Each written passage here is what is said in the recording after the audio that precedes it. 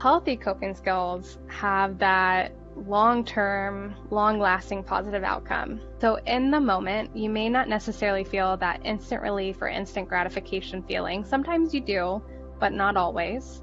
But they have an impact that continues to build over time and with the more intentionality and practice that you do with it. So one of these examples is exercise. Sometimes the idea of like putting my running shoes on and getting on that treadmill and going for a run, I know it's good for me and I don't really want to do it. But I know if I stick to it, the outcomes, the long-lasting impact is that I typically have more energy, I feel stronger, I feel empowered, I feel like I did something hard and came out on the other side. And the feeling typically lasts for hours versus just that instant moment gratification.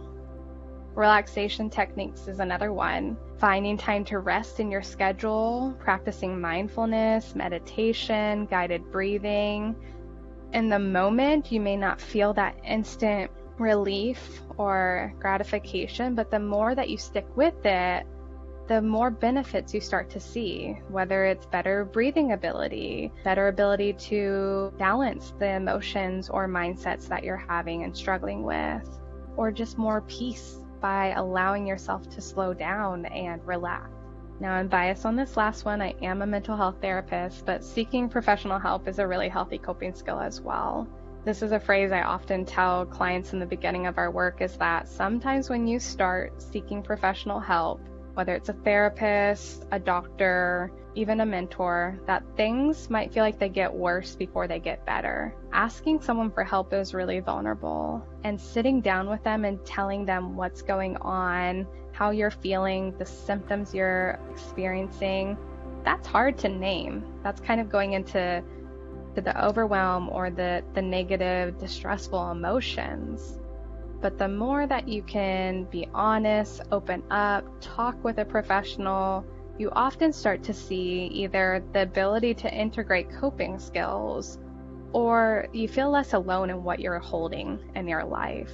And so you start to feel some relief. You sometimes see symptoms decrease or feel more manageable, and you have that long-lasting impact because what you're setting into place ends up adding up and serving you long-term. One thing I want to point out is a key issue that can happen with healthy coping skills is that they can become unhealthy. So they are healthy when they support us mentally, emotionally, and physically.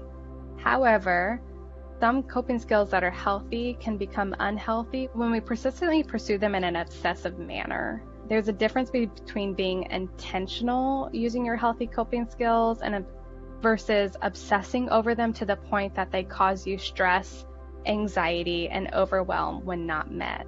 Exercise can become one of these healthy coping skills that move into an unhealthy coping skill.